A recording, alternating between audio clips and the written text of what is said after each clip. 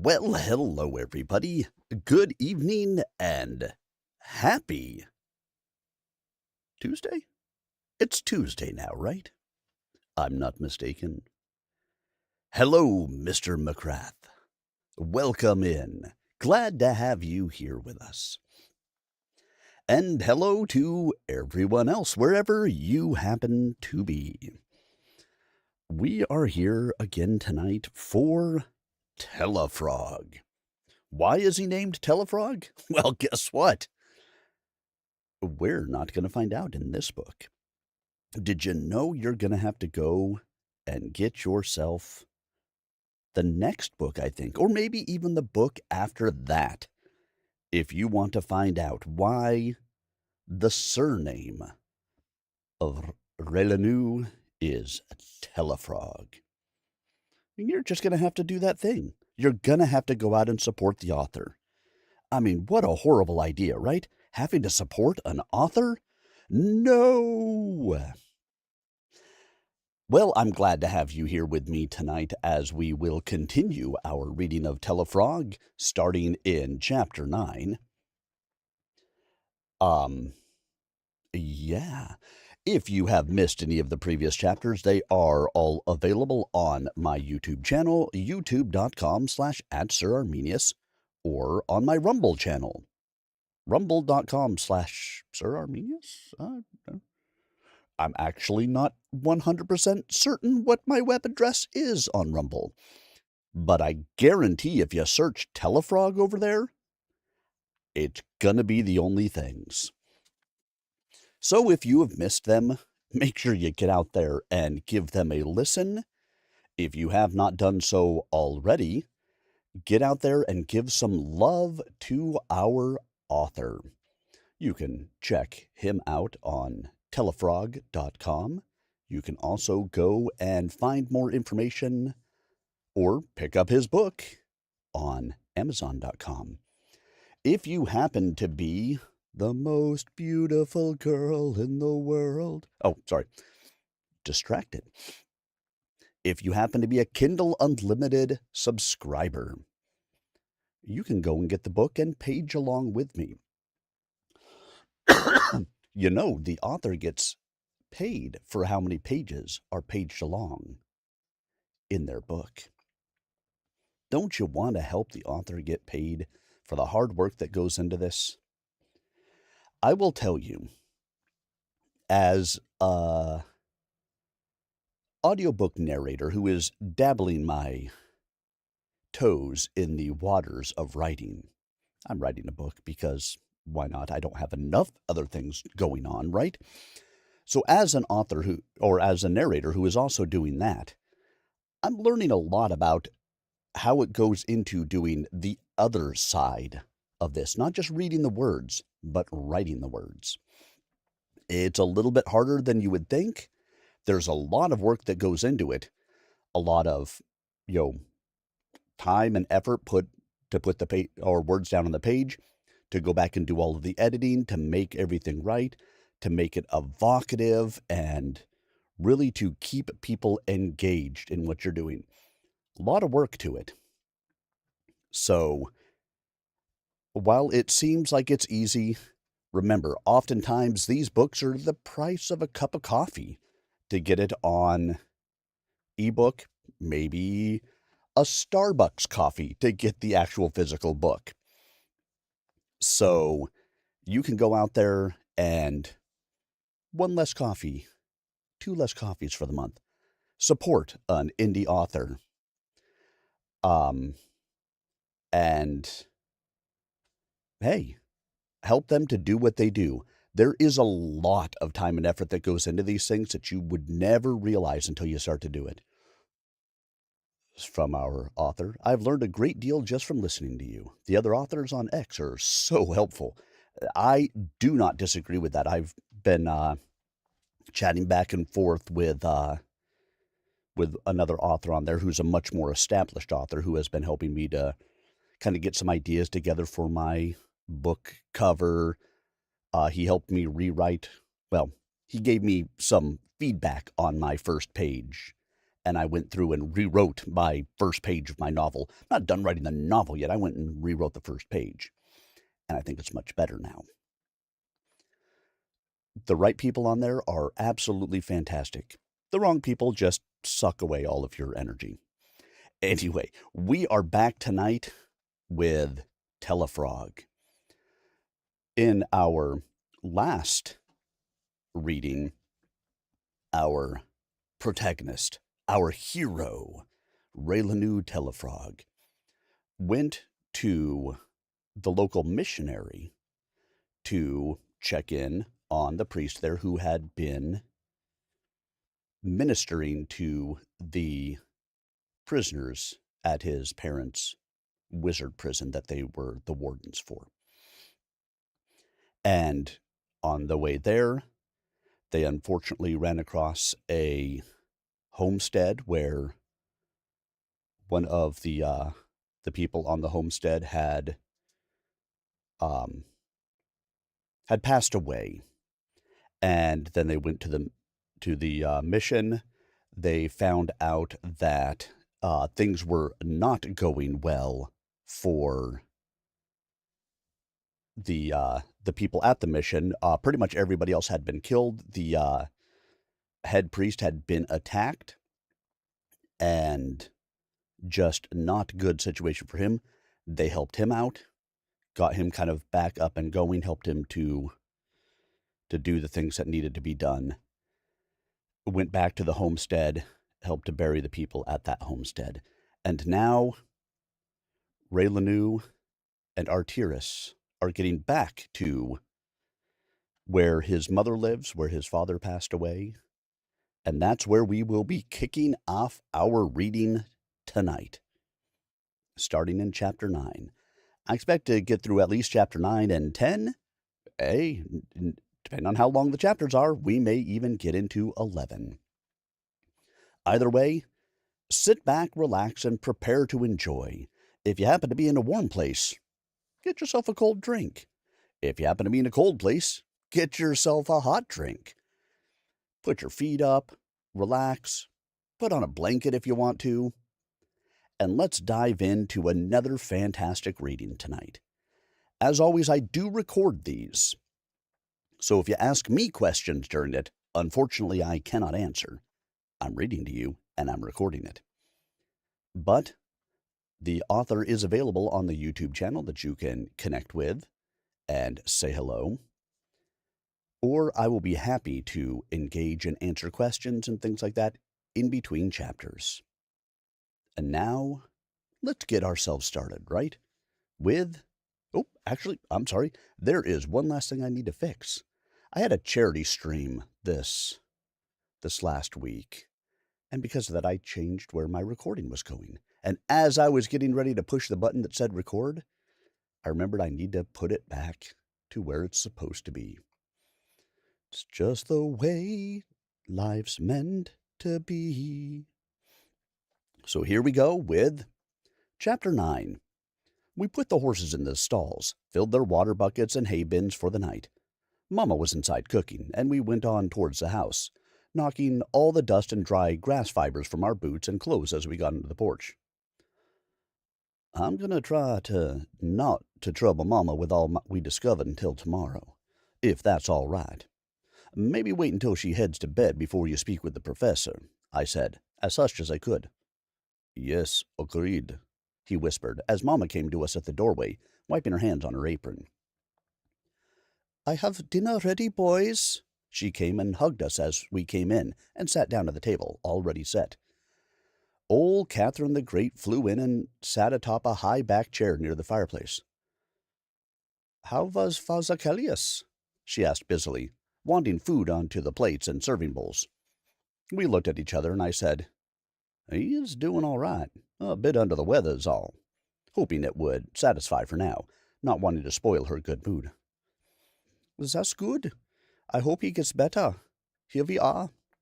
She levitated everything to its place on the table and came and sat down by me. Give us a blessing for the meal, son. All right.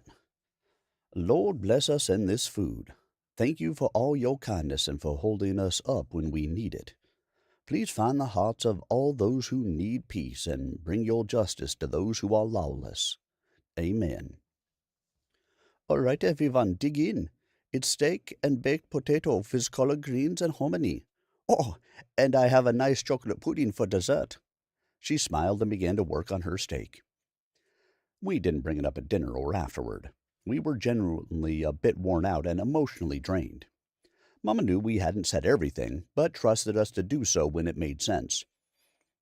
Besides, I was very relieved to see her in such high spirits. I didn't expect her to mope around and be in doldrums about Father. We knew where he was. I was quite glad she hadn't let a hint of grief sneak in. The good meal helped, and after dark, once the animals were taken care of, we retired to bed. Tonight, I thought, I am going to actually use that hot water bath. And I did. I don't remember the last time I slept so well. I was clean, sore, and physically and emotionally exhausted. Monica had spent the last few days diligently working through the plants, rocks, minerals, drawings, notes, and samples I had collected, but was growing tired of being confined to the royal house. She hadn't been back across the street to the pub or hotel since her meeting with Runetta. Tonight, though, she thought, she would at least walk the few hundred yards of rampart surrounding the high walls of the courtyard, as the nights were already cooling a bit and autumn would begin here soon. When she had put all the collections away and locked them up in the old barracks, she walked to the dining hall, about 50 feet long and 20 wide, made for a time when far more soldiers were garrisoned in these smaller royal residences. They had prepared turkey and some Black Sea fish tonight, along with cabbage and mushrooms. She had some fish and cheese, along with a glass of red wine, because the cask they had opened recently was very good. Afterwards, she walked to the front of the yard and entered one of the guardhouses, which had a spiral stone staircase leading up to the ramparts. It was dark now, and she walked all the way to the perimeter wall on the west, where it met the taller and separate city wall.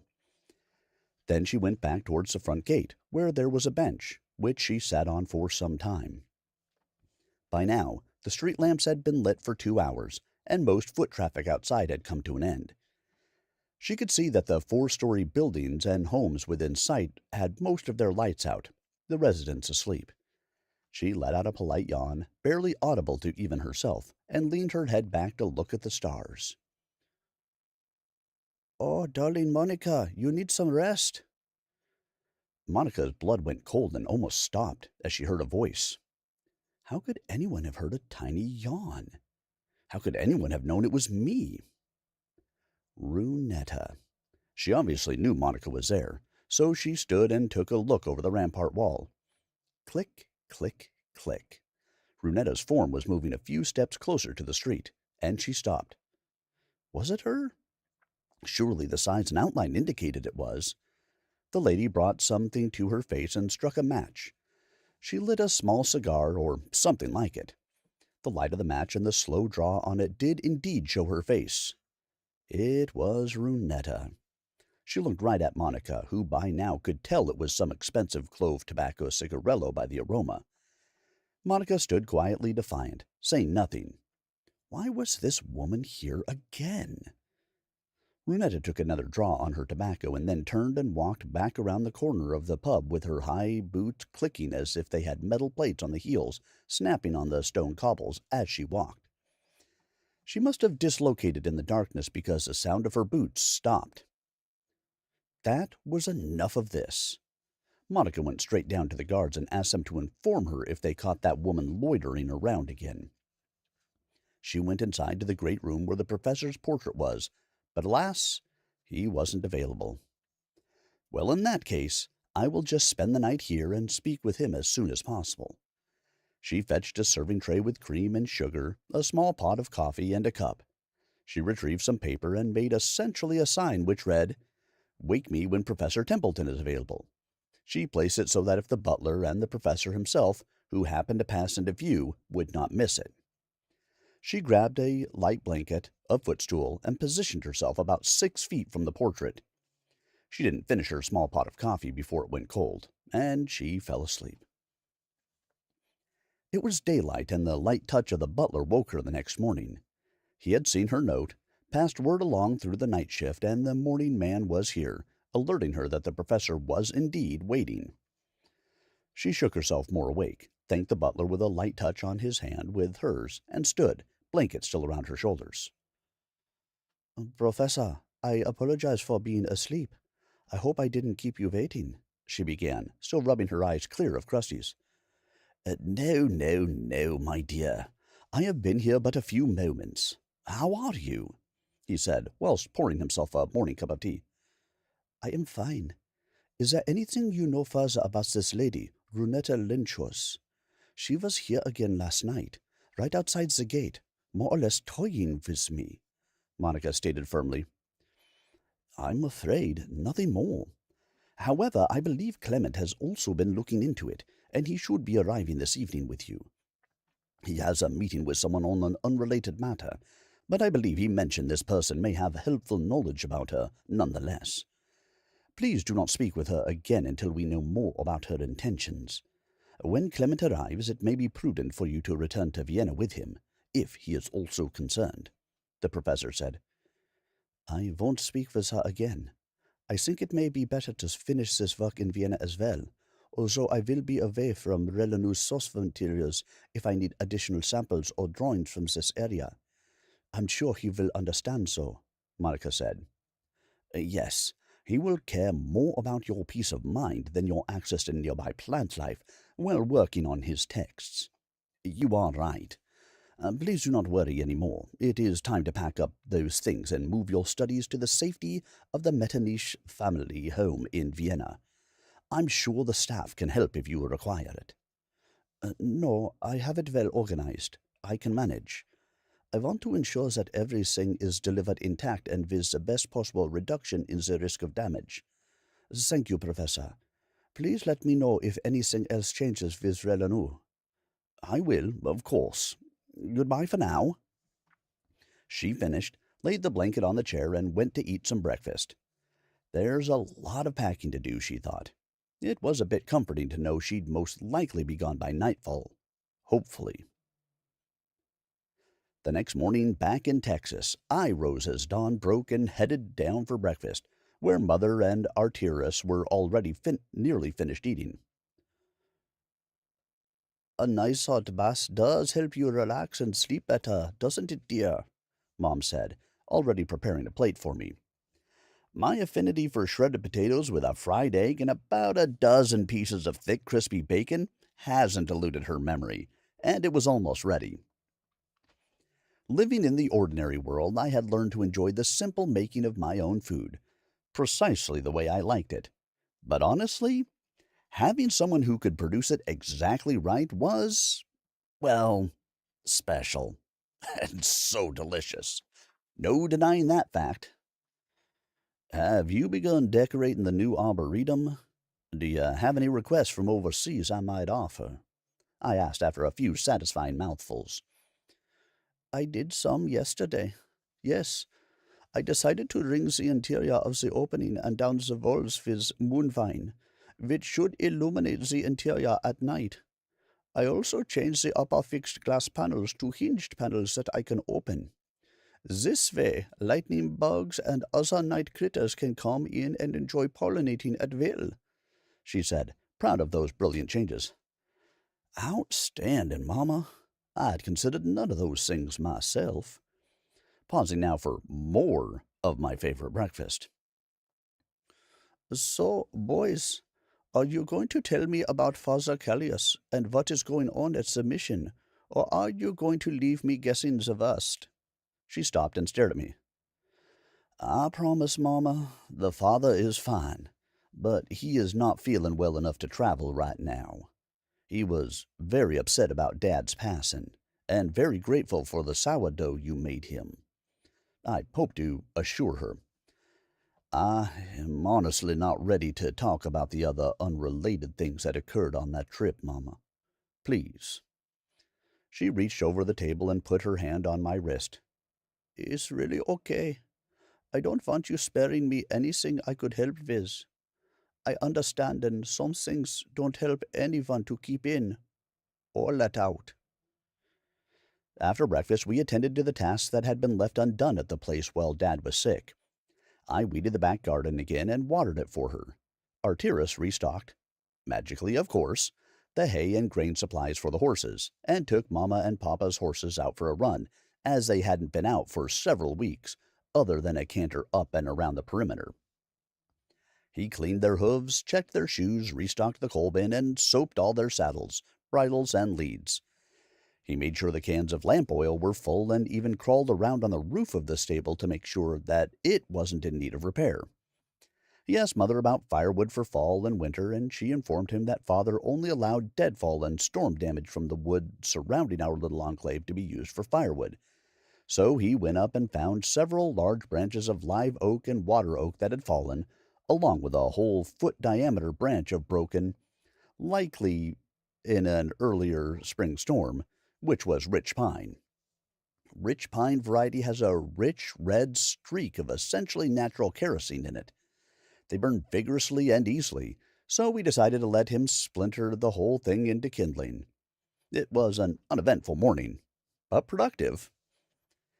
When we finally stopped at midday, I remembered the stick we had found at Digger's family's dugout and asked Arteris to fetch it so we could look at it with the monocle still in his room. When he came back out of the house with it, in direct sun, what had looked almost like tar in the shade of the dugout and trees, in reality had no sheen to it in any angle or light. It was a flat color, almost like a wooden version of cast iron. He took a few minutes and said he perceived no sign of a troublesome magical quality. He let Mother examine it also, who made no discoveries either. She went into the house for a moment and came out with a pitcher of lemonade and glasses. "I am not convinced that's a natural stick, however. It doesn't look artificial either. Boys, it may only be a weird stick she found and fancied so she could make a fly swatter out of it," she said as she poured the drinks for us. "Hang on to it. Long enough to show it to the professors this evening is my advice." "Good idea, Mama. We will do that," I said as we relaxed on the front porch in the shade. "How about showing me around in your new work when we're done here?" "Yes, I do believe it's best before the hottest part of the day. I may even open the center up a bit to the water table while we are down there to keep humidity up and moderate the temperature a bit. The well water is a very comfortable 50 degrees around here. It should help," she said. "Did you ever get a chance to look at the cell gate from below while we were gone yesterday?" "No, I wasn't sure if you boys took the monocle with you, so I didn't bother," she said. "I did save the old main door in case they want it at another prison. I moved it out back under the porch roof." Arteris splayed his fingers out and upturned his wrists, I guess indicating he had left it out, but maybe he forgot to tell her why. "Arteris, would you mind terribly?" I looked at him, feet propped on the rail, and leaned back in the rocking chair. "No, I suppose it is a good idea before we forget. Plus, if there's nothing interesting, you," leaning his glass of lemonade towards Mama, "can use them as railing or gates or something in the arboretum." "Exactly the plan, sir," Mama said back to him. We finished our cool drinks and headed out. I went to and held the door for Mama, allowing her to enter her glass dome for my first look. The section she added for the honeysuckle and similar plants was about 10 feet tall, domed to match the main cap dome, and of the same total height and construction. 2-foot-tall windings of them, and some orange trumpet vine, were already springing up.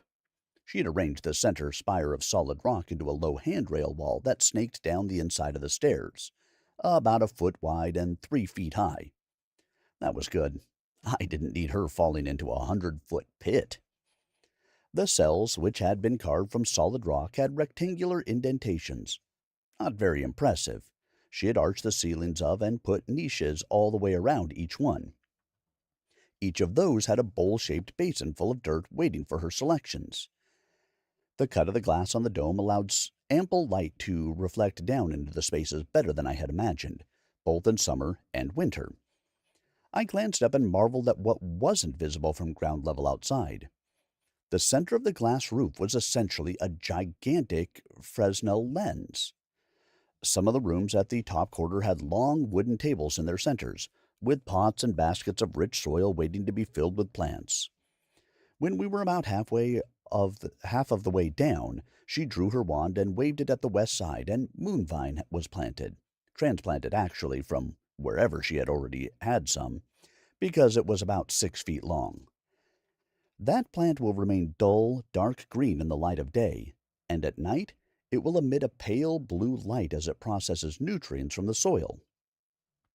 We continued down to the bottom, which was a 25-foot diameter circle of flat stone. We stayed at the bottom of the stairs, where she waved her wand again in a tight little circle, and the stone, 10 feet from the very center, resorted itself into a fish-shaped fountain, pointing up, with water all around it. The fish let loose a 100-foot column of water about a foot wide, going all the way up to the ground surface, before falling against its own sides and back into the pool around the fish statue. That instantly caused cool air to circulate in the whole of Wormwell, and also carried light from the sun, or, I suppose, the moon, all the way to the bottom. Magic or not, my mama has a great imagination. Artyrus called down from the rim at the top. "The gates don't have anything of interest. If you need them, they are clear." "Okay, thanks," I hollered back up. "Ready?"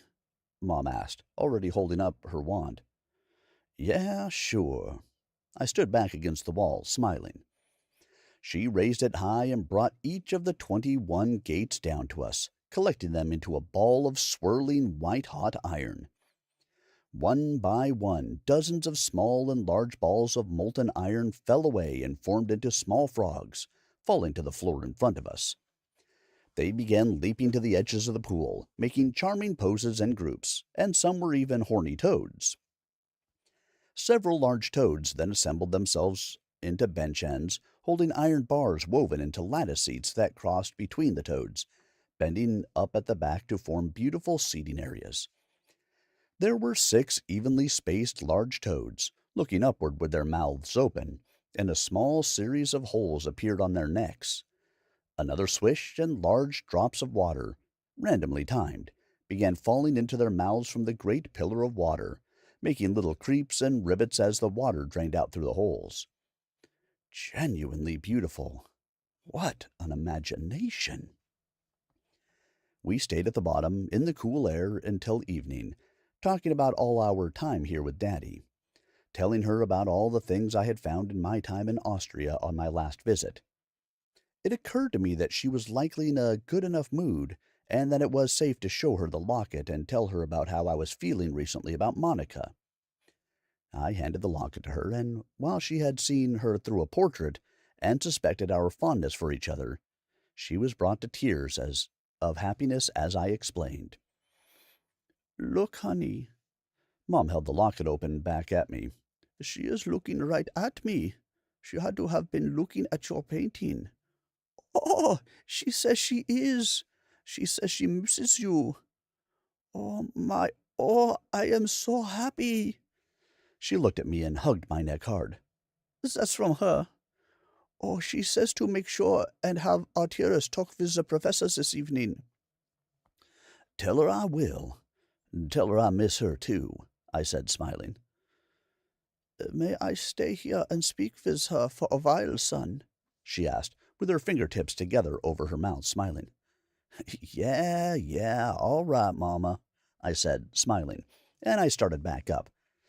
I guess at 35 years old, she had waited long enough for me to consider a possible courtship. Additionally, it actually ached a little knowing I could not speak with her or see her form a smile. I went all the way back up to the top and out the door into the front yard and caught a whiff of distant rain. A cold rain from the north. I walked up to the rim and yelled down to Mama that rain was coming.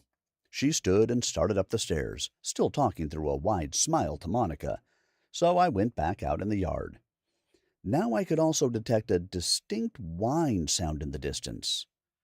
I looked to the west, where the wind was whipping up grass and dust in the air, and the dark gray cloud bank towered as high as I could see. The mid to bottom levels were still obscured, but the wine only comes from one thing: a tornado. The wall of clouds stretched from north to south as far as was visible. It was a massive storm. "Mama, I can hear a tornado somewhere in that storm. Please come up. Artyrus, where are you? A tornado is coming!" I shouted down to Mama, then around to wherever Artyrus might be. "It's okay," Mama shouted, about halfway up now. "Calm down. This place has weathered a dozen of them in our years here. We are well protected." "All right. This place is fine." Lord, that is a relief.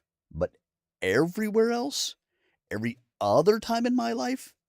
That is a terrifying prospect, and painful for me because I can perceive them long before any other person, and I have failed to convince some in the past. No, I think I will hold on to my fear and apprehension regarding this terrifying force of the natural world. "What?" Artyrus came from inside the house, looking confused. "What is happening?" "A thunderstorm, of which I can feel the thunder approaching now. One that has a tornado hidden in it somewhere. I can hear it." "What is that? A tornado?" he asked, still confused. Mama had finally come up and out the front. "Not to worry, boys. This place is quite well protected. Has been for decades." Regardless of my mother's lack of fear, I relayed mine to Artyrus. "It is the single most powerful storm that forms unpredictably on the face of the earth. Its powerful winds rip the strongest trees to shreds, obliterates any man-made structure in its path, and can even rip the sod from the earth in severe cases," I laid out, still nervous. "Not for us, but for every living thing in its path." "Really? These are common here?" he queried, looking now nervously at the sky. "More common than most think, I'm afraid." Mama had made her way to the front porch from inside the house by now, and was setting the rocking chairs up to face outwards, and pouring lemonade, almost comically calm with her little grin. Now the clouds at the front did indeed begin to boil, rolling like millions of huge balls in the sky, thick, black, swirling shells with an eerie green glow inside them. That was a sign I had seen in every tornado in north, central, and eastern Texas I had ever encountered. I pointed the feature out to Artyrus, explaining it was a sign to find shelter no matter what anyone else might think, if caught out in the open. We walked to the house and sat down with her, each holding a glass of ice-cold drink, dripping with condensation, as we watched the clouds swirl and lumber closer and closer. Mama took her wand and did a little circle wave up in the air. "What was that for?" I asked. "Your father and I were, after much practice, mind you, able to modify the protection spells so that we let just enough rain and wind in from storms, while keeping everything else out. You will enjoy this. Previously, it allowed the wind and rain to continue uninterrupted, and things would become terribly muddy. Now it is gentle and just enough that it gets through. The rest runs off to the perimeter of the property and seeps into our water table." She kept rocking back and forth peacefully. "Mother, I am glad you and Dad were safe all these years. I know you have heard what happens to ordinary people and animals who experience a tornado. It is heartbreaking," I said, as heavy raindrops, about the size of glass marbles, began striking the layer overhead, each making a bluish glowing outline. Only a small drop of much lower velocity came through and fell to the ground. Each one made a donk sound, which was very faint, even for me. Thousands began to fall, and the noise grew to the point where it was all-consuming. The light show it produced as they danced around plonking on the magical shell was beautiful, I have to admit.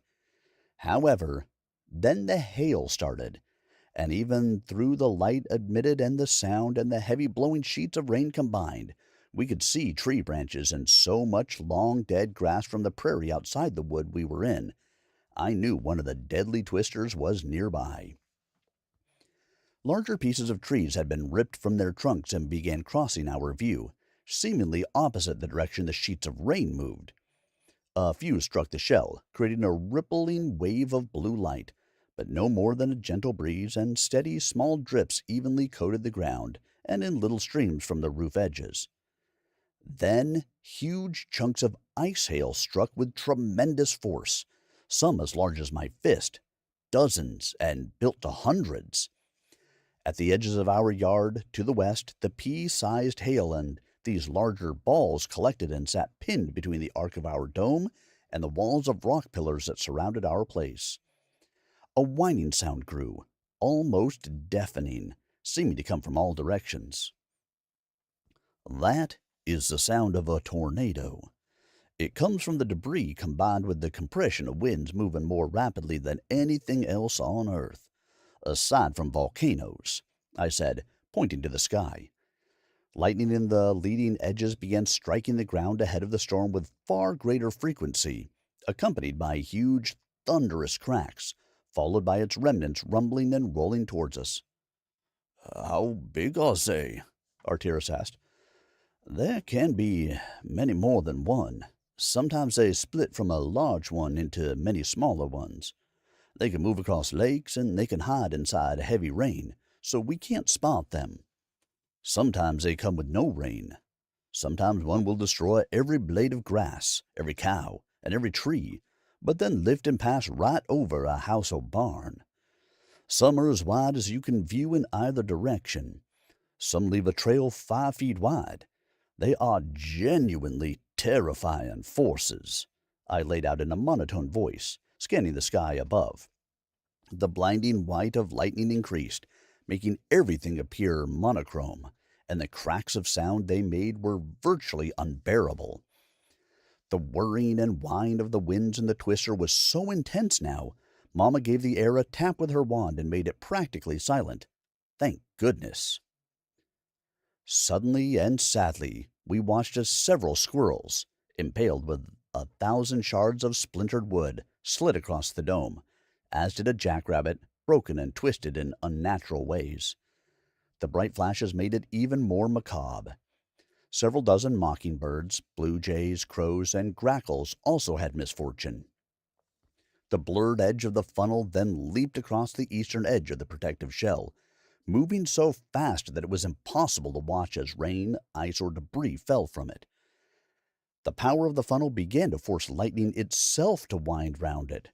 Its edge continued to lift up and across and stayed for a moment, long enough for us to even glimpse blue sky at the end of the funnel.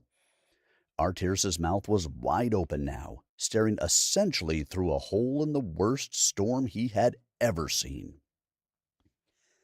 For that brief moment, the edge of the center was near us. Then it vanished, heading off in what direction was not clear, thankfully not over us.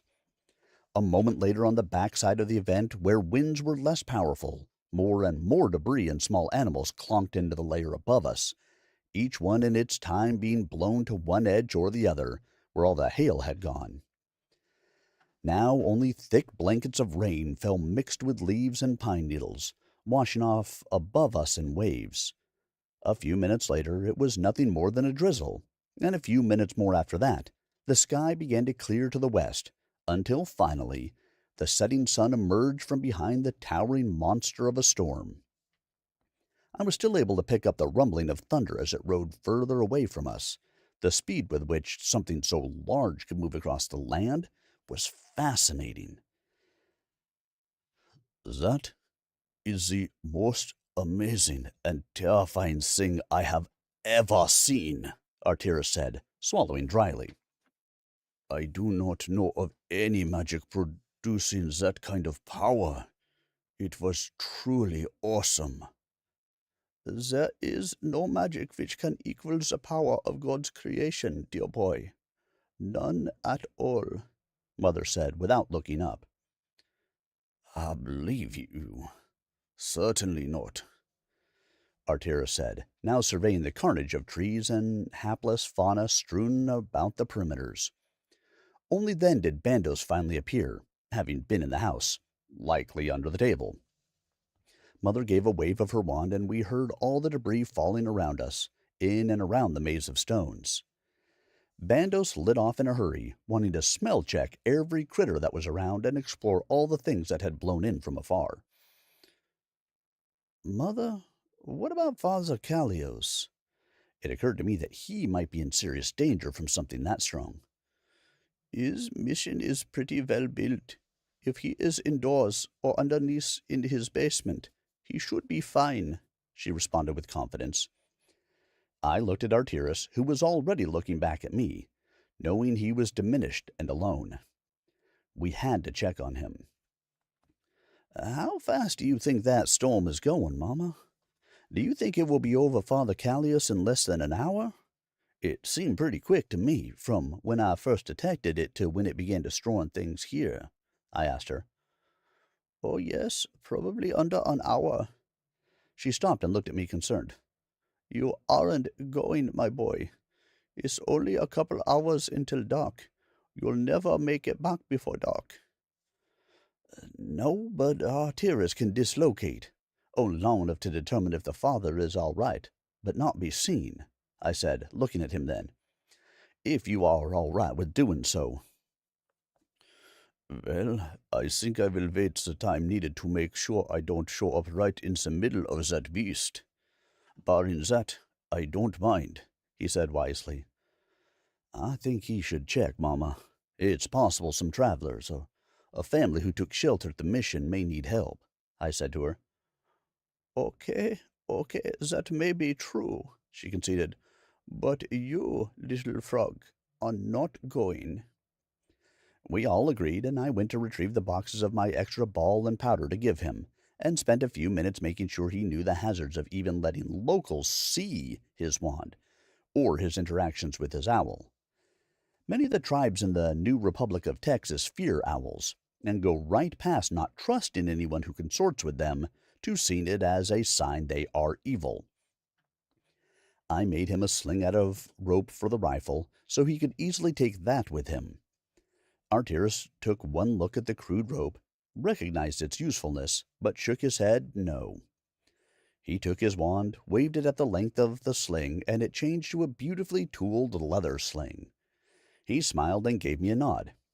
I agreed it was much better, and he lifted the rifle up and rested it across his back, his left arm outstretched through the sling.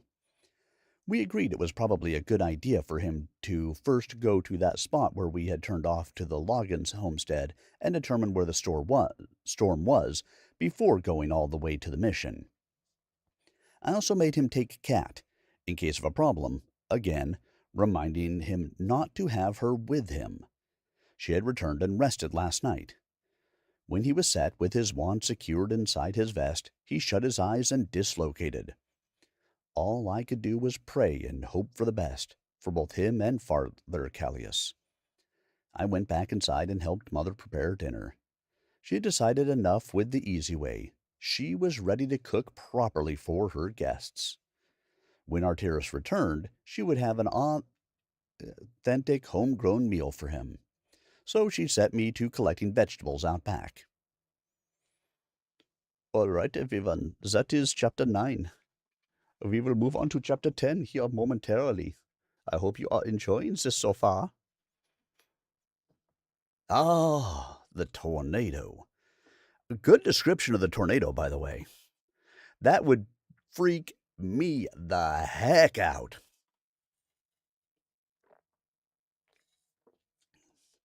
Of course, I don't have magic to help me visit, right? But hey, what are you going to do? Just because I'm not magical doesn't mean I want to be anywhere near a storm of tornadic capability. Oof. Been through two. I mean, you hear the descriptions and you assume that it's probably something that you have been through, especially living where you live. Which, yeah, I've been through most forms of weather, I think, at this point. That's one I have not. Ah, just, I mean, yeah, force of nature is to say the very least about that, right? Those are absolute forces of nature. I will say, one good thing about living in New England. We have tornadoes here, but they're fairly rare, and I don't think we ever get above a Cat 1 tornado here. Just not conducive to it around in this area, but we do have them hit periodically. Nothing like Tornado Alley. My daughter wanted to be a storm chaser when she was younger.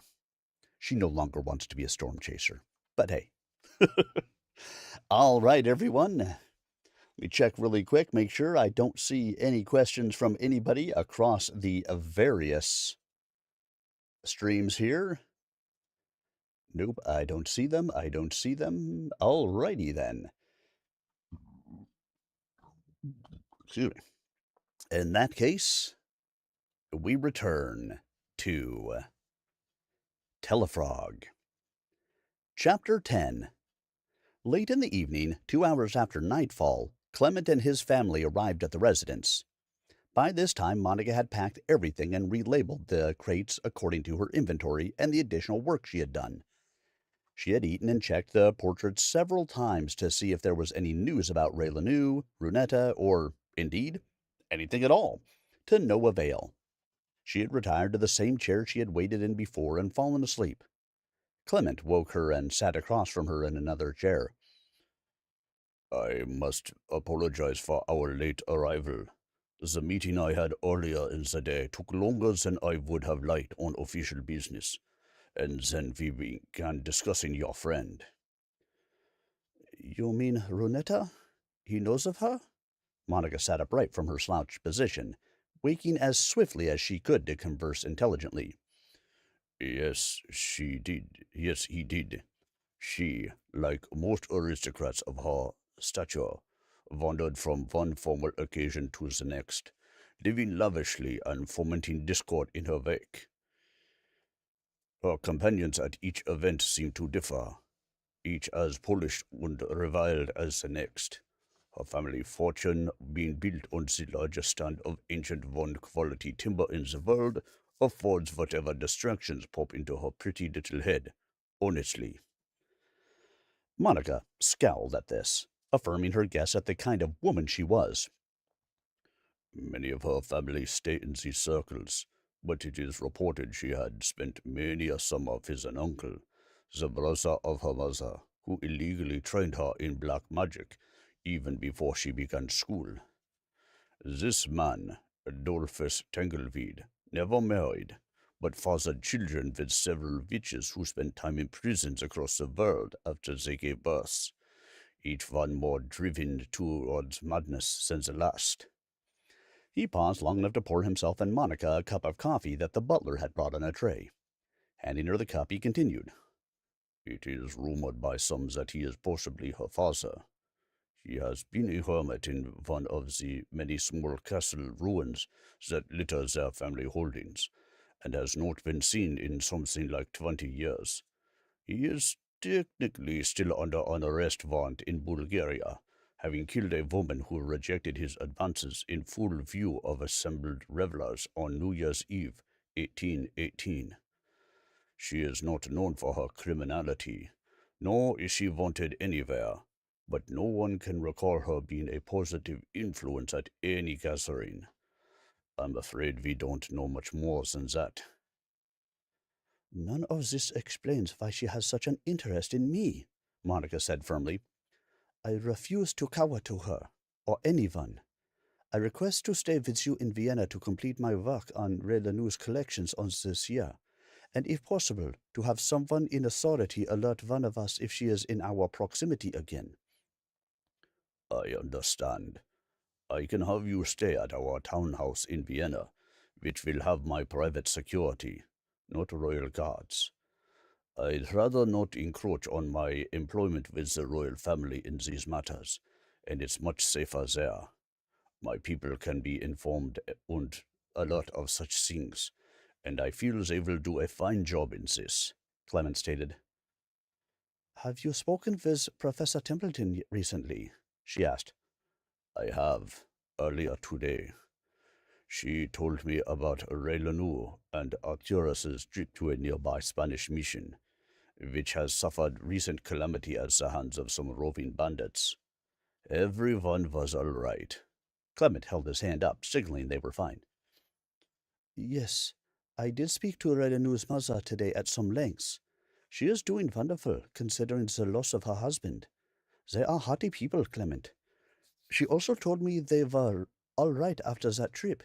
She is holding up well, as is Raileanu with his father's passing, but busying himself with the renovation of the Vanvel prison, she said, and smiled proudly.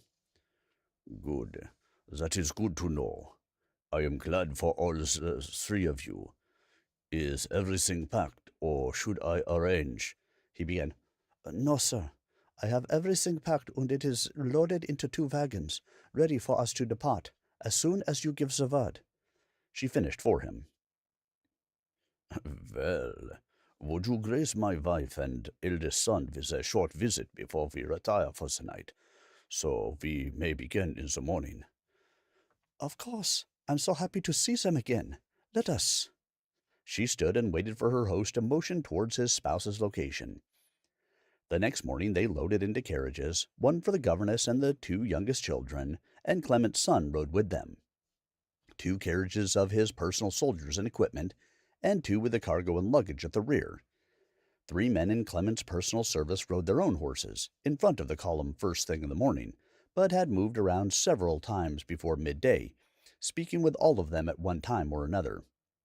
It was nearly 200 miles from Lake Königssee to Vienna. They would take several days to reach their destination, even with the excellently maintained roads on their route. Displacing would be easiest for Monica, but he could not, and he was expected to travel ordinarily to visit each district governor in his position en route. This trip would be safe and relaxing, to be honest, for Monica, and give her the opportunity to enjoy the things that travel often overlooks, which are magical to people. The professor had spent his time since speaking with Arcturus scouring his books and papers, and trying to see if his new reports of chaos in relation to the mission and its hardships, even that strange stick-handled fly swatter, had any connections. So late into the night that he fell asleep, after finding nothing of note to reference, he finished by inscribing the stated facts in the special book. After acquiring the copy he had sent to Clement to show Raileanu to inscribe the events surrounding John Tellafrog's illness and now his passing, he had begun locking himself into the secure study room in his London home. It was on the 3rd floor, at the back, with only 2 tiny windows which had been long painted shut and couldn't be opened from the outside, if they did budge at all. He had been warned of its rarity and importance, and took all of it, as well as the weight of this inquiry, very seriously. Even his housekeeper had no key to this room, but she was used to him locking himself in there for long periods over the years anyway. She had no reason to suspect that this instance was any different from previous scholarly work in which he had behaved this way. A single pot-belly stove had replaced the fireplace some years back, and its crooked stovepipe had never been cleaned. It would sweat and leak coal dust, leaving a mess on the floor, which his housekeeper constantly complained about. Sometimes the wind blowing across the rooftops, or perhaps children scaling the building and playing around on the roof, would cause it to wiggle, making it squeak and creak. He thought he began to hear that sound, and roused from his slumped position across the desk just a little. He fumbled, eyes half open, for his glasses on the desk. Then he did detect rain falling outside. Occasionally a gust would blow some drops against the tiny panes of glass and make a tink-tink sound. So he relented, overcome by sleepiness, in the search for his glasses. But then he heard the unmistakable sound of softly clad footsteps, and he shot back in his seat, flung his arms forward to the desk, and rummaged around for his glasses so he could see. It was a very tall figure by the small windows. The combined factors of barely waking, no glasses, and the glare of outside light behind it made it impossible for him to tell who it could be. When he got his spectacles properly mounted to his ears and nose, and he adjusted to the light, he was sure he had no idea who this was. They were at least 7 feet tall. They had pure white hair hanging down the sides of their face to mid-chest, with a hood on their floor-length overcoat. The clothing was all very dark gray, very soft in appearance, almost out of focus. "Who are you? How did you break into my home?" the professor demanded. "I am Cleet. You have inscribed some strange occurrences in the book, sir." The figure slowly approached the professor. Cleet then lowered his hood, letting his hair fall around his shoulders, and his face came into focus. He had very sharp features, flawless skin, electric blue eyes, not glowing but definitely self-luminescent, and tall, pointed ears. It was, without a doubt, a high elf. Sir, Cleet, you are you?" he tried to ask. "A high elf, yes, I am. As I said, I am here because of your writings in the book. It is curious to us, and anything that catches our attention is important. You must assist your companions to compel their efforts to collect information regarding Mr. Tellafrog's illness and record it for us."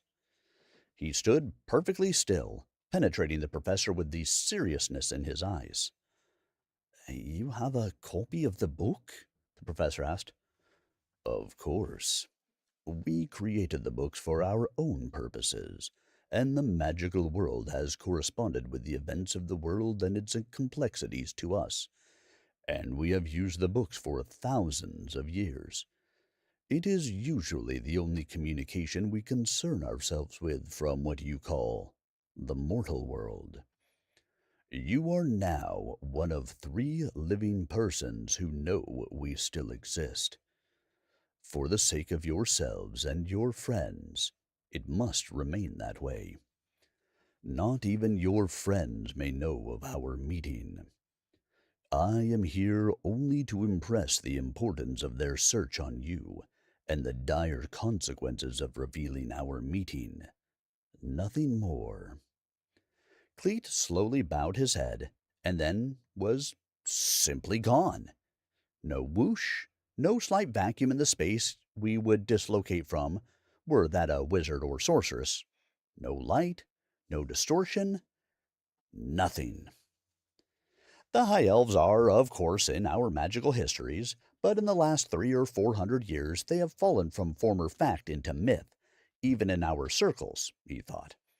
Not 20 years prior, the great libraries in Europe, which held our magical history, had agreed to move the tomes regarding interactions with the High Elves to the same sections as those on Fae and other nature nymphs of legend. Many magical creatures are under our protection, and far too many go uncared for at all. Without research, I would wager it was over 2,000 years since any direct interaction with High Elves was recorded, and even that may be spurious. This was serious, and the professor decided to determine if anyone was available to discuss this new urgency. He straightened himself up and went to unlock the door and nearly knocked his housekeeper over to the ground floor where the portrait of the Tellafrogs was. No one was visible, so he went quickly to the 2 he had of Clement, and neither was occupied. What to do? Arteris did indeed arrive at the junction going to the Loggins' homestead and paused to inspect the area. The skies above were shrouded in wispy gray clouds that barely covered the sun from this place, making it hot and dreary even after such a cooling rain. No one was in sight, and the wind made the trees nearby fling water off the leaves now and again. There was no damage like he had observed at the Tellafrogs. That was good. It looked as though the heavy rain was fairly far off now, and didn't appear to be storming in the direction of the mission.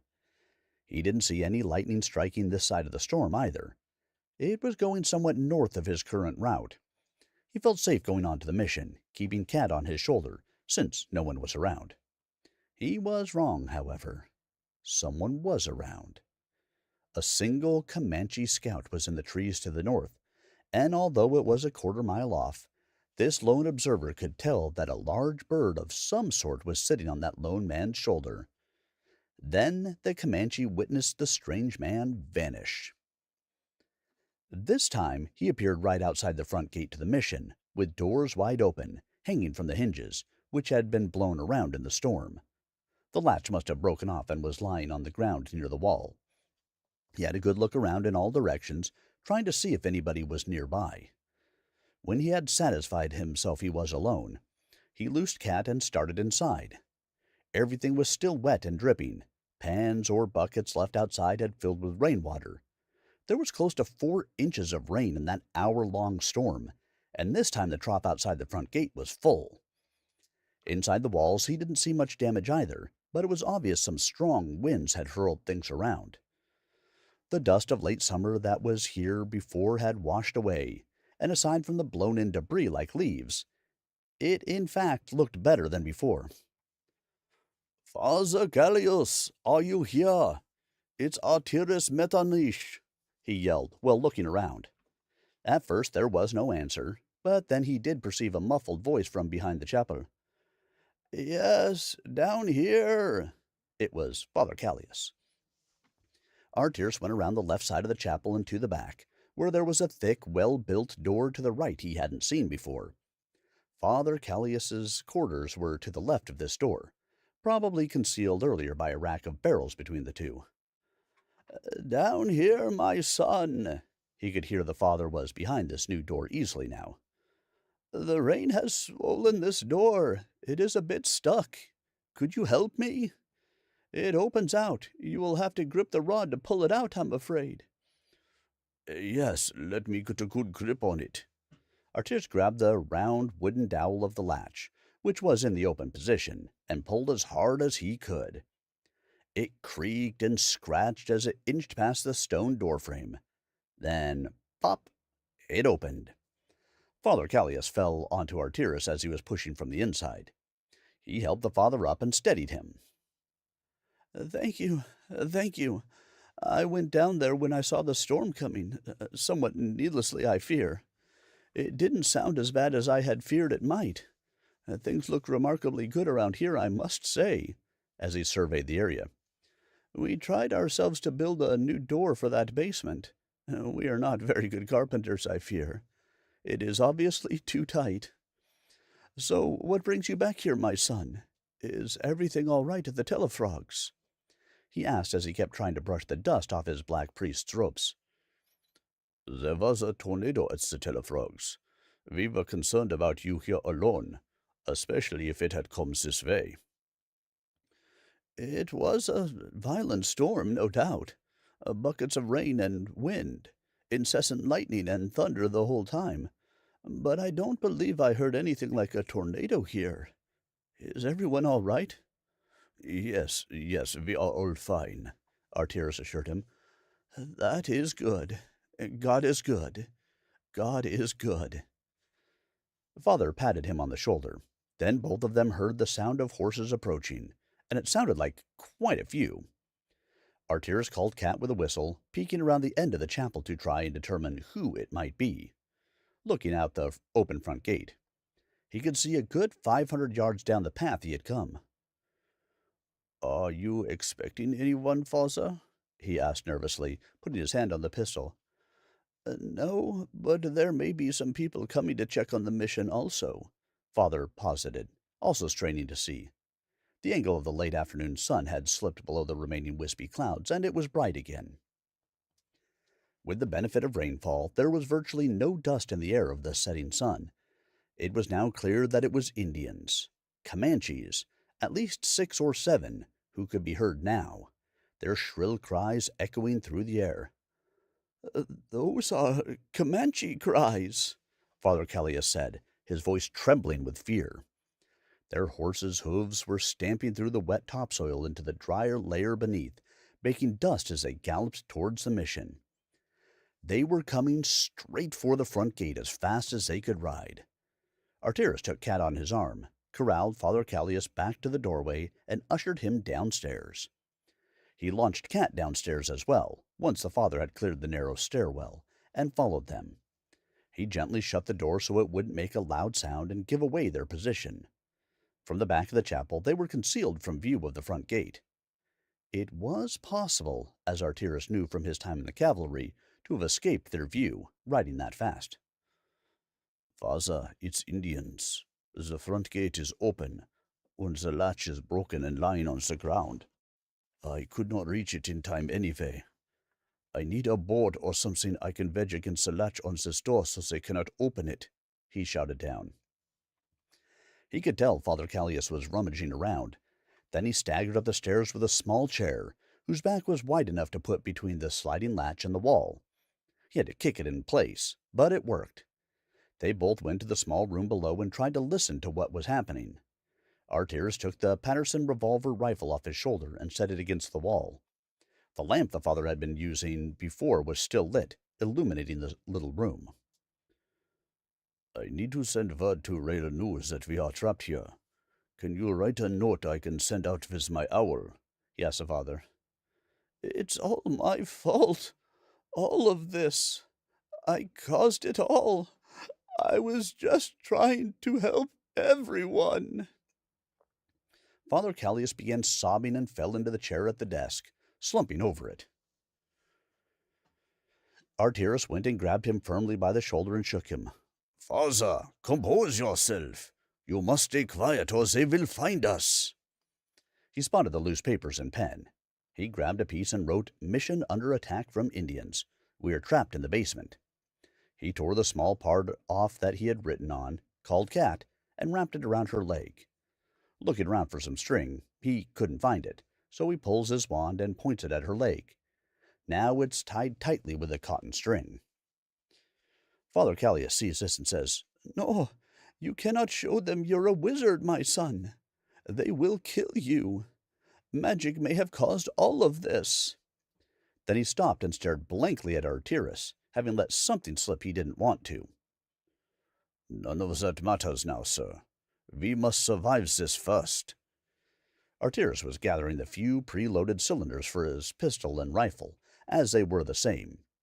He pulled another chair next to the wall by the stairs, set the 3 cylinders on it, ball side down, so the caps would have no chance of falling off.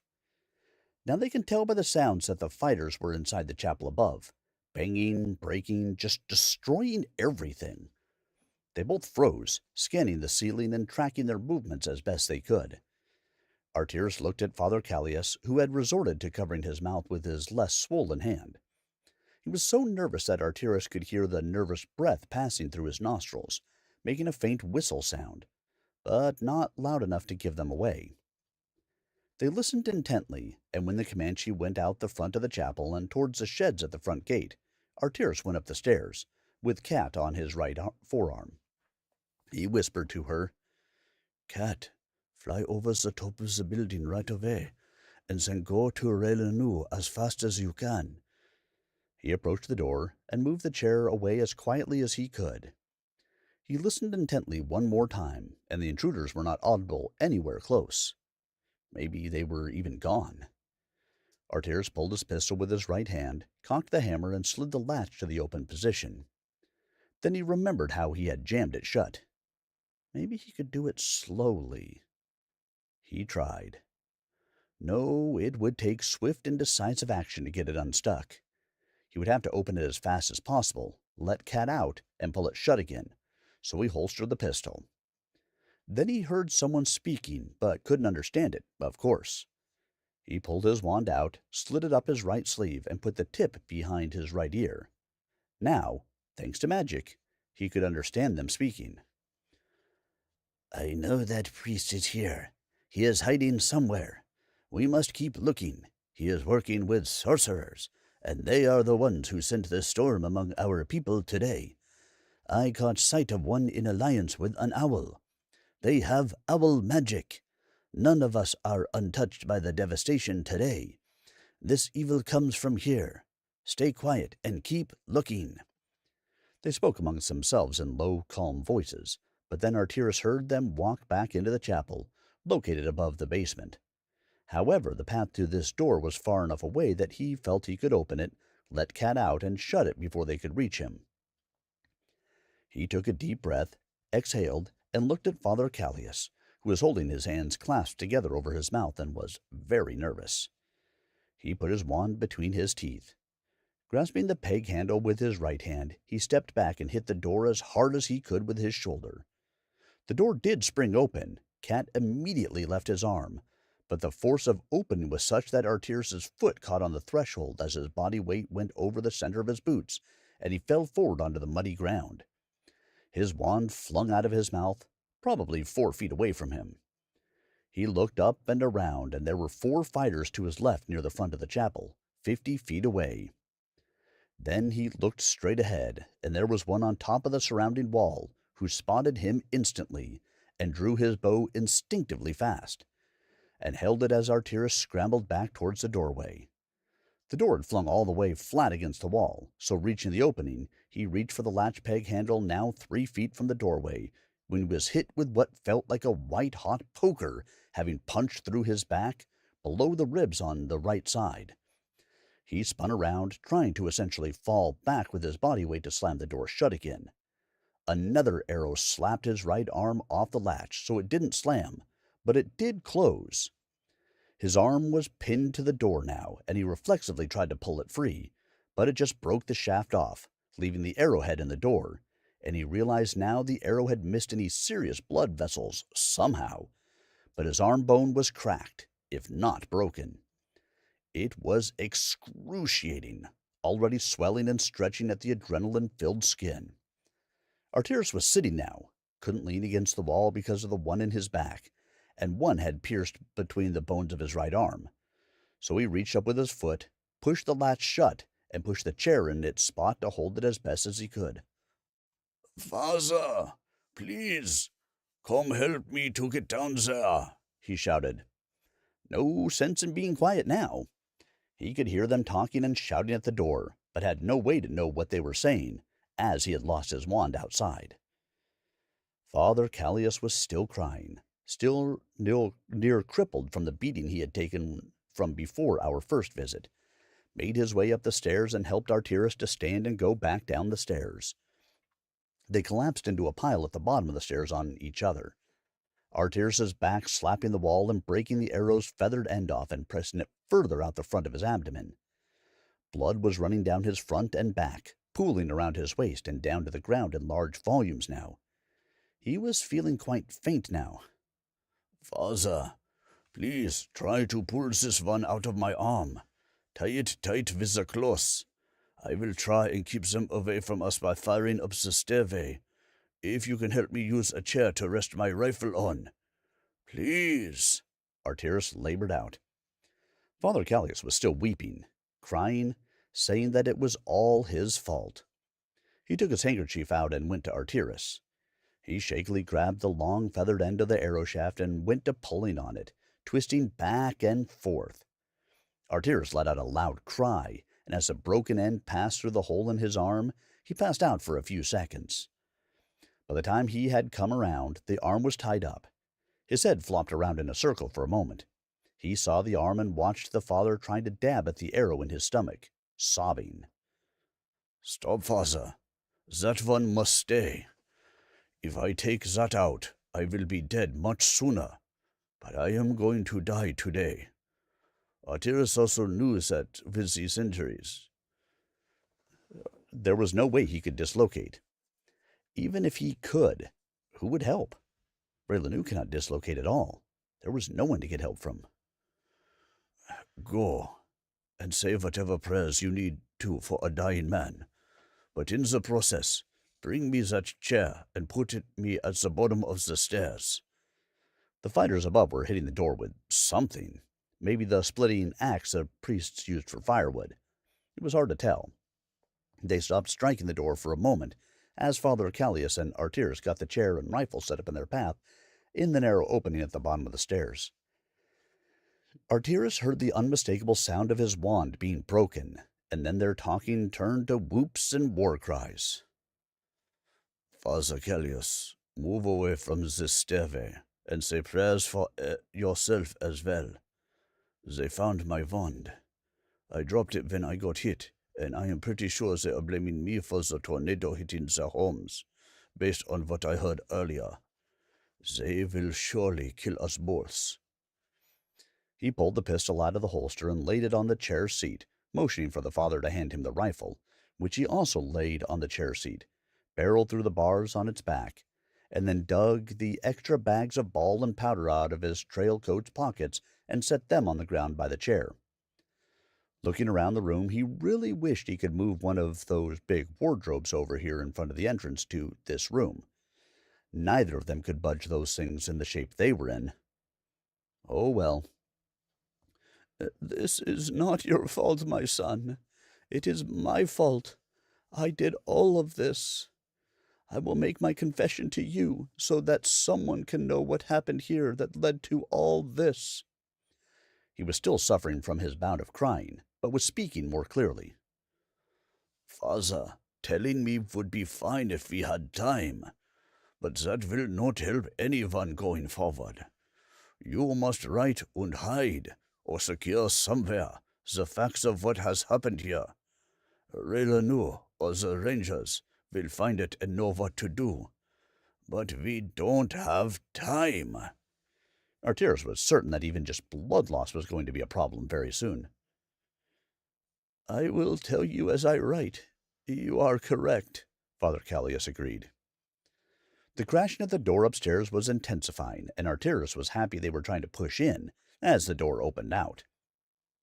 He heard a loud crack. The best he could figure was that it came from the peg handle on the outside of the door.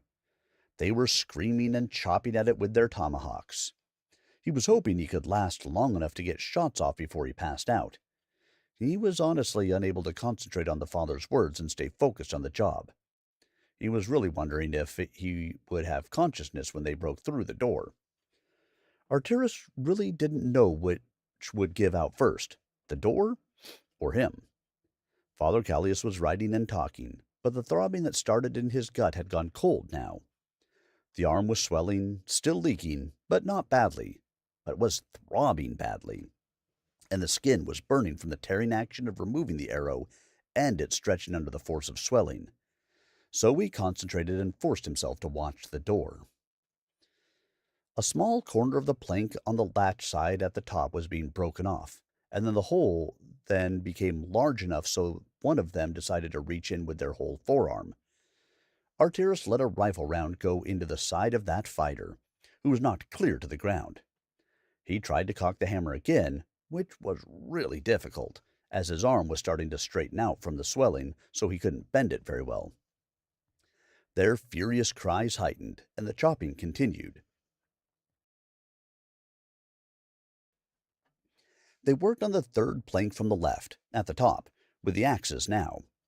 Knowing his time was limited to be effective at all, Artyrus decided to fire any time he thought shadows indicated a person may be near. He kept adjusting to be effective. After a few more shots, his finger was swollen so much that he had to force it into the trigger guard. A couple more shots, and he couldn't get anything more than his fingertip into the trigger. The board they were chopping was not as large a hole as the first, but he saw a hand come through and decided to take a shot. He missed. It was to the right against the wall, but even that sliding ricochet seemed to hit that person, and the hand disappeared, matched with screams of pain. Artyrus noticed now that the throbbing was in his eyes, and it made it hard to hold his head still. Another hand came through, and he worked the trigger, only to hear a click. The rifle was out. He laid it on the chair and picked up the pistol with his unswollen left hand. By the time he switched firearms and looked back up, they had run a rope between the two holes around the full-height board between the broken ones. Oh, they had figured out the door opens out. They were presumably going to pull it open with a horse. Father, they will have the door open in a minute. Artyrus fired 2 quick shots, trying to hit the rope, fruitlessly. Hide that letter right now. Right now! He heard the horse being brought to the left side of the door, and he figured he wouldn't get a shot at the horse. Artyrus heard the father scrambling around behind him to his left, stretched out on the floor, pushing something under the cockeyed large wardrobe, and then crawling on his hands and knees over to the wall by Artyrus. I put it all in the letter, and wrapped it in deerskin, and put that inside a rawhide map case. It should survive whatever they do to us, Father Callias said. Thank you for hearing everything, and I am sorry for what I have done. I thought I was doing good. It's all right, Father. God gives us forgiveness if we beg in humility in Jesus' name.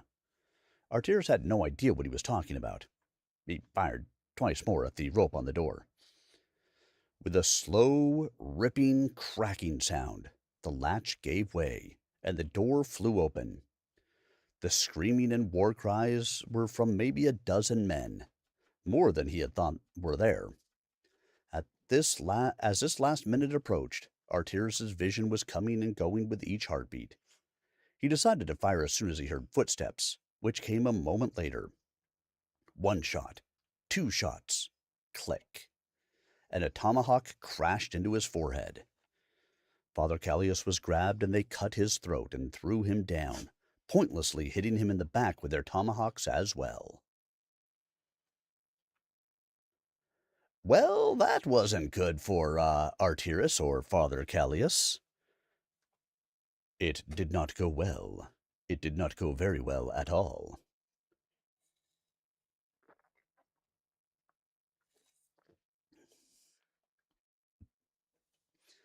I was in Aberdeen.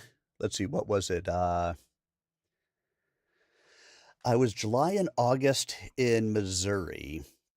So September, October, November, December of 97 in Aberdeen Proving Grounds.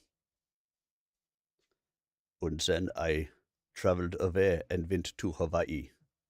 What a horrible place to be, right? All right, so we have made it through chapters 9 and 10 tonight, everybody. We saw an unfortunate end to Artyrus and Father Callias. Well, we're pretty sure Artyrus is probably gone. He took a tomahawk to the head. But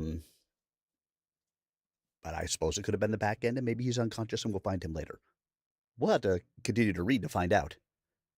No spoilers from the author. But Father Callias had his throat slit and then his back beaten in by tomahawks. Pretty sure he probably didn't make it. No spoilers by the author.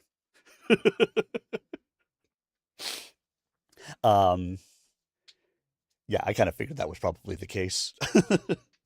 So, I hope you guys enjoyed chapters 9 and 10 of Tellafrog.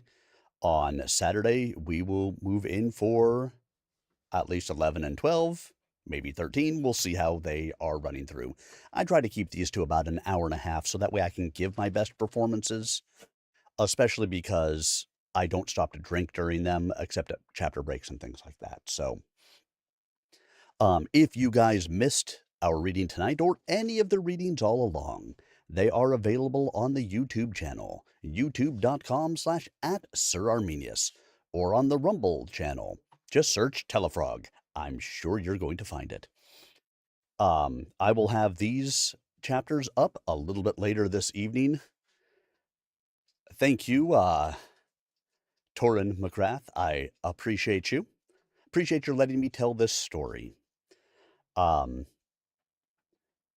Thank you all. Again, I will be back Thursday for some Mech Warrior Online, and then Saturday I will be back for more reading of Tellafrog.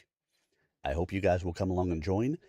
If you have anybody that you think might be interested in hearing more about this story, reading it, listening to it, anything else, please feel free to share the playlists with them or the videos. Let them come check it out. Remember, one of the nice things about these recorded videos on YouTube, if I'm reading too fast for you, you can slow it down. If I'm reading too slow for you, you can speed it up. I want to say up to 2 times as fast.